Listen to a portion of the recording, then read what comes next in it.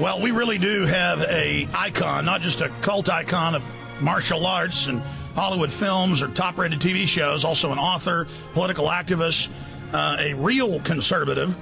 And I tell you, he's been getting even more hardcore against the things that threaten the constitutional republic. He's with us for only 20 minutes. First time I ever talked to him was just during the break. I was flattered to hear that he's heard the radio show and tuned in.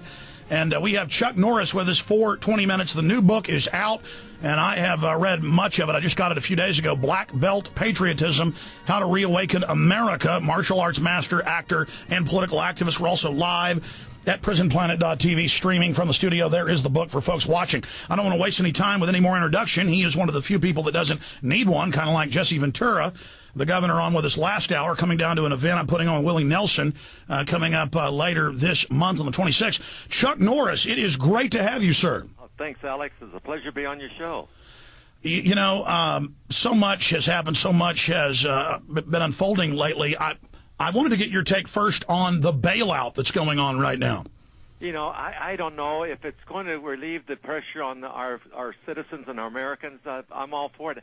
You know, it's so complicated, Alex, you know, and unless you really delve into that to find out exactly what it's going to do, it's a very difficult situation to determine. And I just hope, if they do pass the bill, that it's not in vain. You know, that we're just not going to waste another $1 trillion for unnecessarily. It's just I tell you, that's why I wrote this book. I really did a lot of research because I am so worried, like so many people in America are, about the future, about the direction our country's heading economically, and our national debt and illegal immigration and all these issues we're facing. And you know, and research and doing all the research on this book here, and finding out that the founding fathers had a vision for America, and it was not corrupted by greed and power. And the politicians are so disconnected from the will of the people, we've got to do something about it, Alex. That's why in this book here I just give 8 major problems America's facing, and I give my own common sense solutions to solving these problems. You know, the first chapter deals with I believe we've forgotten our roots and have drifted from the principles and belief that our country is founded upon.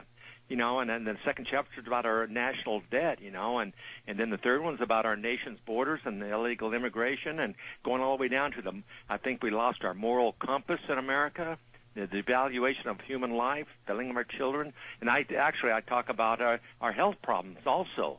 I think we have a huge, serious health problem here in America. And now you talk about the trans fats and other chemicals in the food. I mean, even if you try to be healthy and eat that stuff, you're going to get sick because it's deadly. Yeah, it is. It is. But the thing is, you just got to be more cautious of what it is, and knowing the right times to eat and the amounts that you eat. We're the most overeaten country in the world. Because I've been over to Europe. And people are very cautious about how they do eat. Yeah, giant portions. I mean, they have big gulp drinks at 7-Eleven the size of small trash cans now. Yeah, I know. And this thing, we need to put the pressure on our fast food chains to, start improving on the quality of the foods, don't make them so fat related, But did you like the movie, the film Fast Food Nation? I thought it was pretty good. Yeah, it was. But the thing is, Alex, we have such a bloated federal bureaucracy, in government. I'll give you an example. How many pages do you think there are in the IRS tax code? I know it's in the tens of thousands, and then they have all these. Yeah, exactly 66,498 pages, Alex. And the thing is, who in the world knows what's in those 66,000 pages? Charlie, Rangel, he doesn't know, and he writes the tax code. Well, that's what George Orwell said, that in a tyranny, the government writes laws that makes everybody criminal. Yeah, exactly. And a good example of that is in 2005, when researching this book, I found out in 2005, over 6,000 taxpayers making over $250,000 a year paid absolutely no taxes. So we have a broken system here in the country. In fact, it was unconstitutional until 1913 to even tax our people. And then we had in 1913 we had the 16th Amendment that made IRS legal. Well, Chuck, I know you're very well educated because I know a lot of Dallas police and state police and folks that know you who years ago before I'd ever actually confirmed it, said that you were aware of some of the work that I do and Ron Paul and others. And I mean, that's it. We have private bankers, the New World Order, that control both parties. What's your take on all this globalization and the North American Union and the Trans-Texas Corridor? Well, going on, I campaigned for Mike Huckabee, and I met thousands of millennials, and it's interesting to see how their take on our country and our world. And listen, I put them in my book, some of the statements they made, and they said, they think that America has stretched her boundaries too far into other countries' business. And they say, we believe that America overplays the role of world peace officer. They believe America sends too much money abroad. They think we dole out too much money for foreign aid. It's become an empire. It has become an empire. And listen to this. Barack Obama wants to send $50 billion to the United Nations as soon as he gets into office. Now, for the poor, which sounds fine, but the thing is, when I was in Korea, Alex, we have hundreds of orphanages over there in Korea, and so America was sending over thousands of dollars in food, aid, medical, and money, and only 10% of what was sent over there reached the orphanages. 90% went into the pockets of corrupted politicians over there. Well, remember after 9/11 when even the Red Cross and others and United Way got over $5 billion, and then they said every dime would go, but then they kept half of it and then gave some of the money to gun control groups. Yeah. I know, it's crazy. And so the thing is, that $50 billion, how much is really going to go to the poor, and how much money is going to go in the pockets of the corrupted politicians in the United Nations? That's what concerns me. We keep sending money out, and the money's not going where it should be going. And and plus we got to worry about our people here in our own country. We got the downtrodden, the homeless. We have very poor people in our own country that needs to be taken care of first, before we start doling out money to other nations.